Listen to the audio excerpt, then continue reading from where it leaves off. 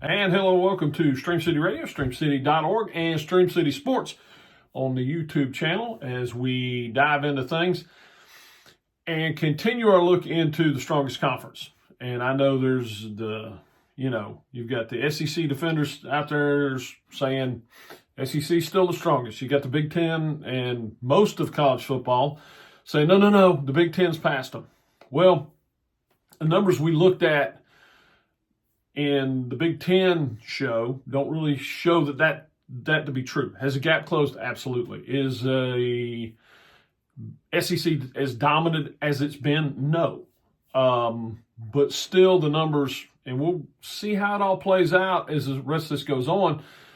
But the numbers for the Big Ten versus the SEC did still favor the Big Ten. Now let's roll the ACC into the equation and see how that affects numbers. It's not going to change the numbers for them, but how do they stack up? How does my particular formula for figuring this stuff out, does it get more validated? Does it, so just taking a deep dive into the ACC in non-conference play and then comparing it to the SEC and the Big Ten. And then, of course, on Monday, we will do the Big 12.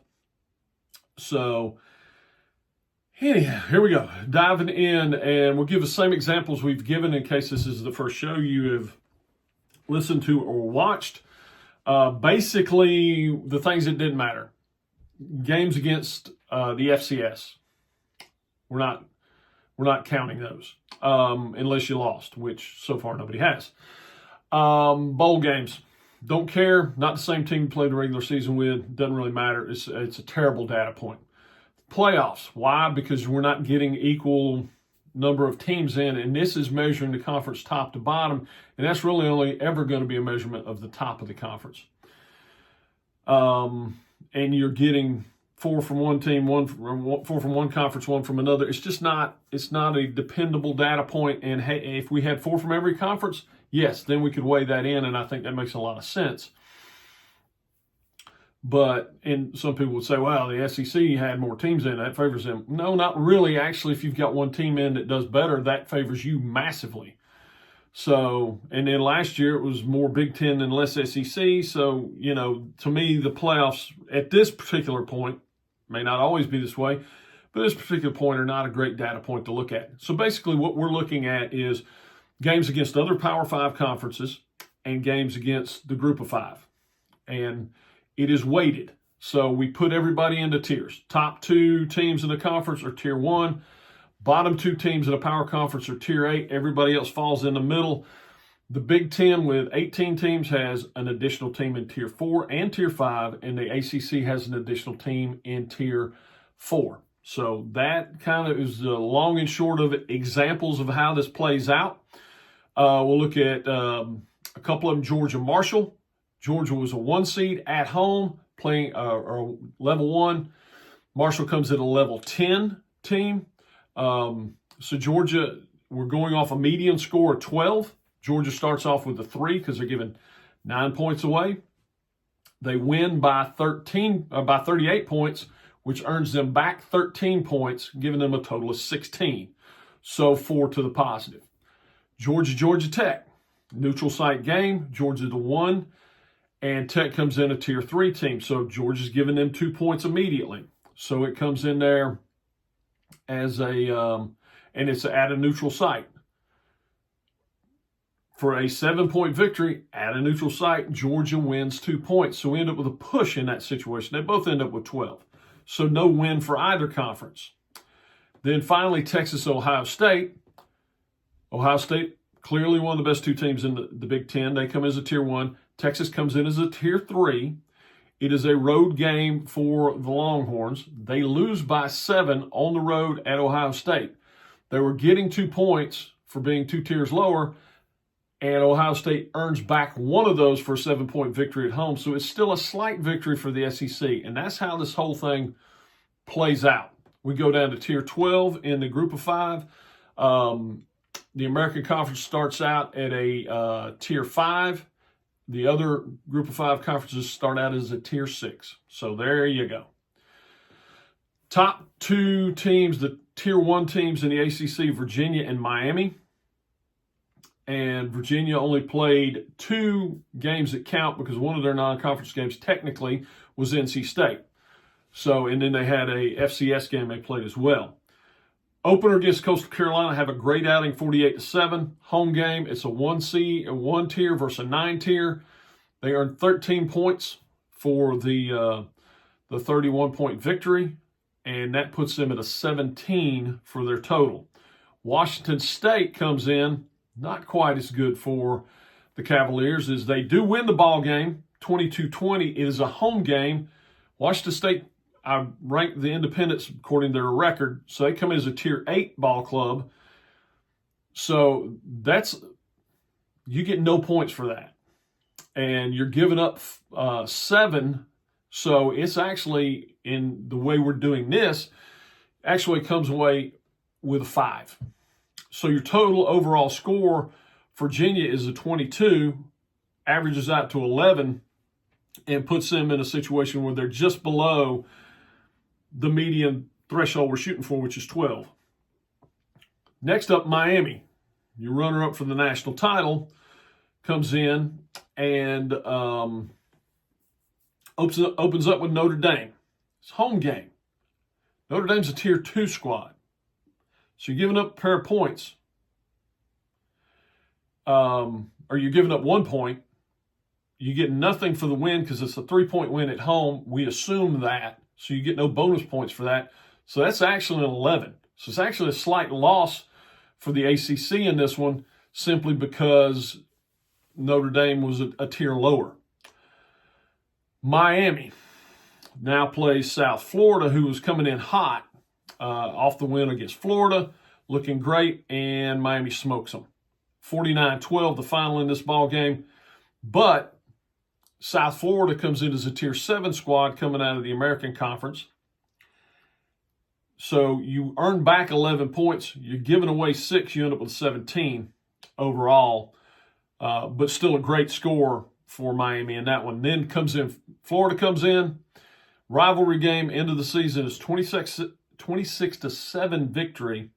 Once again, the problem here for the ACC is it's a Tier 1 versus a Tier 6 team out of the SEC. You're giving away 5, you earn 5, so it's a push. It's much like the Georgia and Georgia Tech game. It ends up being a push for the 2 conferences. So you end up even. Your total is a 40. You end up with 13.3, which is very much in line with what we saw out of both the SEC and the Big Ten, as it's a little bit harder for these highly tiered teams, especially 1 and 2 tier teams, because they're giving away so many at the beginning. The point totals aren't necessarily as high. So that's where we end up. You're right in line with 13.3 is exactly what Georgia scored. It's a little bit higher than Ole Miss. I think it's might have been exactly what Ohio State had, right in the ballpark with Ohio State. Indiana was the leader in that, but they were right in the ballpark as well. So that's kind of where everybody ended up. So right now you got Virginia a little bit behind, and Miami right there in line with the other Tier 1 ball clubs. When we look at Tier 2 teams for the ACC, we're looking at SMU, and we're looking at Pittsburgh. SMU, high hopes coming into the season. Didn't play badly, but didn't play great non-conference play. And that's what really kind of hurt the ACC in this, is they had some teams that finished at the top of this conference that did really poorly outside of the conference. SMU is one of them. SMU comes in here, they lose to Baylor in the opener, and they're a two-tier team. Baylor's a Tier 6 out of the Big 12. They actually are going to lose 2 points on this because it was a loss at home. So you add that to what they were already giving away, and you get 6 points out of this. Missouri State comes rolling in. You win it 28-10, not impressively. Once again, it's a Tier 2 versus Tier 8. You're giving away 5. You're giving away 6. You earn back 5, 11. Finally finish up with TCU, big rivalry game. You lose it. You were at TCU, so that saves you a little bit. So you're Tier 3. I mean, you're giving away 3 as a tier 2 versus a tier 5. You lose another 2 for the loss on the road, so you get a 7. So the numbers are terrible for SMU when you look at this. It was a 24 total for the three games you played for an average of 8, which is way below what the other 2 big conferences did at tier 2. As we scroll down and look at Pittsburgh, who was a team that was kind of hot and cold this year, but unfortunately for the ACC, once again played some of their worst ball outside of the conference. And this is kind of a theme we're seeing with the ACC. Central Michigan comes in, you blast them. It's a 45-17, not a close ball game. It's a 2-tier versus 8-tier situation. You get 8 points for the win. You were giving away 2, so you were giving away 6. So you end up with 14 overall. Not a bad number. To me, 14 and up, you really did well. 12 to 14, you did above average, but nothing extremely impressive, unless we're talking about a couple really top tier teams. Pair of 1s going at it, pair of 2s going at it. That changes it a little bit. Then you go to West Virginia, get beat on the road, saves you a little bit because you're giving away. It's a tier 2 versus tier 7. You lose a point for the loss. You end up with a 6 overall. Then it's Notre Dame, which was a complete train wreck. Notre Dame needed it, knew they needed it, and played like they needed it. 37-15 loss this time. 2-tier versus 2-tier, so you're getting nothing, giving nothing for the on the tier system, and you lose 8 points for getting blown out at home. So you end up with a 4. So your overall total for Pittsburgh, just like we talked about with SMU, is a 24. You get an 8, which gives you an 8, and that's about half what the other conferences were doing. So this is a problem for the ACC. Not really stacking up at tier 2. And the tiers aren't end-all be-all, but they're just one of the data points we're going to look at. But right now, you're not in great shape here at tier 2. Tier 3, you got Georgia Tech. And Georgia Tech went out, and this was a great win for Tech because of the way they played at the beginning of the ball game. They do beat Colorado 27-20 on the road, but you're only getting 2 points for 7-point road victory. So it's a 3 versus 8. You're giving away 5 points. You're actually losing 3 in this situation. So you end up with a 9. And that's the only flaw in this is it is just black and white numbers, but it takes the passion out of it as far as, opinions and all that. But you end up with a 9. Well, it was a better than a 9 win for Georgia Tech. But when we're just comparing conferences, you kind of have to strip all that away. And it is about how teams compete against teams from different levels in other conferences. So you end up with a 9. Temple comes in. It's an easy win, 45-24. Once again, it's a tier 3 versus a tier 9 in this particular ball game. And you get 6 points back for that. And so you're going to end up with an 11 overall in the grand scheme of things as I fix my score there. And then you play Georgia. We covered this in the examples. Georgia's a tier 1. You're a tier 3. You're getting 2 points. You lose 2 points for the neutral site loss. So you end up with a wash.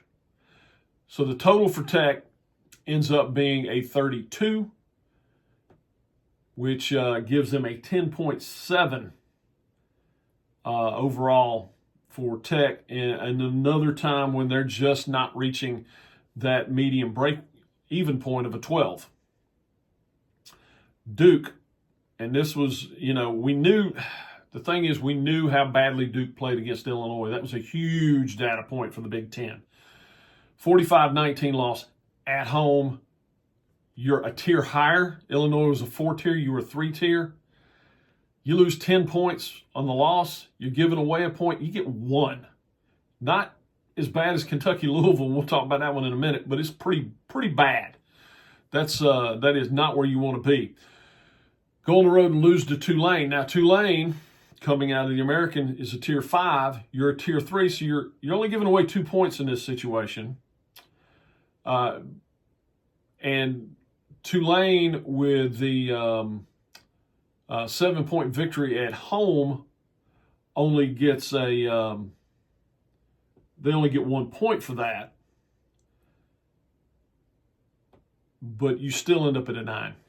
Not a great place to be if you're Duke. Then you have Connecticut, who ended up being a Tier 6 team, and had a great season. Connecticut, all 3 of their regular season losses were overtime losses, and so they're 1-score losses. This was not one of them, however, as they beat Duke. Now, it was at Connecticut, so that helps you a little bit. You actually end up with a 3-point loss. You're on the road, and it's a push. You're not giving any points. You're not getting any points. You're not losing any points, more importantly. But you were losing 3 points for being 3 tiers higher, with it being a 3-tier versus 6-tier. So you end up with another 9. You end up with 19 points overall, which ends up with a 6.3, and that's our lowest total we've had for anybody yet. So, once again, the ACC falling further behind the other 2 conferences as we compare them. NC State is your first of your 4-tier teams, along with Clemson. And we actually had, let's see, NC State, Clemson, and Cal. Yeah, I'm scrolling right back to Cal. Now, start out with NC State. Of course, as we said earlier, they had the 1 game against Virginia, which was technically a non-conference game, but you really can't use that in this equation because it'd be a complete and total push for the conference. So you've only got two data points here. One of them is the East Carolina squad that performed really well in the American and ended up being a Tier 6 squad. So you're 4 versus 6. So you're giving away 2 points. You get the win, but it's at home. You only win 1 point back in this situation. So you're still underwater at an 11. Now you go to Notre Dame and lose 36-7. This is a 4 versus 2, so you're getting a couple points, but you're losing 9 for the outcome of the ball game. So you end up with a total of 5. So between the 2 of those, once again, we got the ACC well below what the other conference is doing. And this is a number that keeps coming up. At a total of 16, it's an 8, which is 4 points below the median of a 12. So not at all where you want to be if you're the ACC. Next up, California. And they do have 3 games on here. Let's see. Oregon State to open it up. And it's a 34-15 victory. So 4 versus 9. You get 7 points. Once again, we're back to a push. It's a 12-point situation for California and the ACC. Minnesota, who is a 4-tier, so you're even here, not giving anything away. Now, this is a big win and one of the better feathers in the cap that we've come to so far anyhow for the ACC in beating Minnesota 27-14. Now, it's at home, so you're not getting as many points, but you do get 3. You get them all because you're not giving anything away for the tier breakdown, so you end up with a 15, which is actually one of the better numbers that the ACC has been able to put up. And then finally, you have let's see, you have California versus San Diego. It's a 34-0 loss. You're giving away 3 tiers. It's Tier 4 versus Tier 7. You're also giving away 9 points to San Diego State for the loss. You end up with a 0. Nothing. You score nothing there. So you get 27 points, saving grace is what you did against Minnesota, but still only puts you at a 9 overall because of the goose egg against, very similar to what we saw with Kentucky, where you had one really bad outing that just sank your ship. And, the push and then a positive against the Big Ten, but overall not enough to pull you above sea level here. Clemson, major disappointment for the ACC. That loss against LSU, a 7-point loss at home, cost you 2 points. You were also giving away 1 point because LSU's a Tier 5 team out of the SEC. And so you end up with 9 points overall for the loss at home. Then you get a win over Troy, but it's not an impressive win over Troy, 27-6. Now, Troy was a pretty good team out of the Sun Belt Conference, but it's still a 4 versus 7. So you're giving away 3 points. You earn 3 points, so you're going to push 12 points overall. Then you get the win against South Carolina at South Carolina. This one you're giving away 4 points because South Carolina is a Tier 8 team out of the SEC. But you do win 6 for the road victory, the 14-point road victory. So that puts you +2 for a total of 14 and brings you in just below the median line of 12 at 11.7 for the 3 games. So that's where we're at as we talk about the top half of the ACC. Now, how does that compare to the other conferences? The numbers were not good, but how bad were they when you compare it directly to the SEC and the Big Ten? Tier 1 teams. Big Ten slightly won this 14.5 over the SEC's 13.2. The ACC came in with a push of a 12 between the 2 teams. This is a place where Miami bailed them out. Tier 2 teams. Now, this was a bit of a disaster for the ACC. 16.75 for the Big Ten was a huge number. The SEC comes in just above break even at 12.3, but the ACC comes in at an 8. So less than half performance points against the Big Ten. And, 2/3 of what the SEC did. Tier 3, the SEC takes this one, 15-14 over the Big Ten. But once again, distant third is the ACC with 7.3 points. Then we have Tier 4. This one also a victory for the SEC with 17.3. Huge number for the SEC with their Tier 4 teams. The best one they put up, actually the best we've had out of the top tier so far. But the Big Ten performed pretty well. I take that back. The Big Ten fell off and no. They performed pretty well in this one. I was looking at the numbers wrong. 15.3 for the Big Ten. So also well above what we've been seeing. Matter of fact, when I look at it, the only score that's better out of it is the Tier 2 performance by the Big Ten. And then the ACC finally gets their head above water with a 12.7.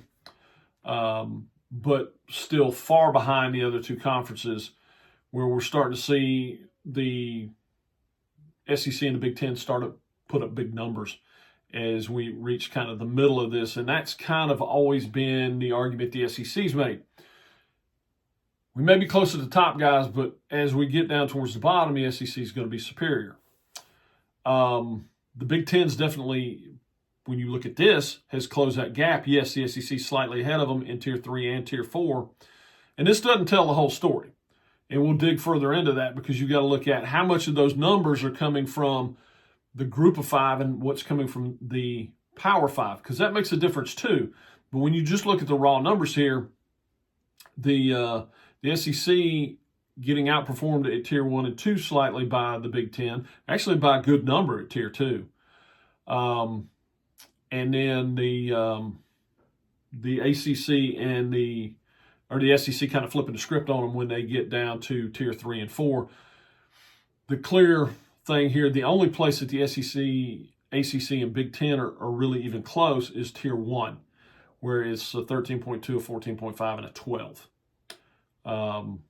the ACC falls way off at tier 2 and 3, and then gets back in the game somewhat, but because the ACC and Big Ten are doing so well, even being at 12.7 doesn't compare to the numbers they're putting up.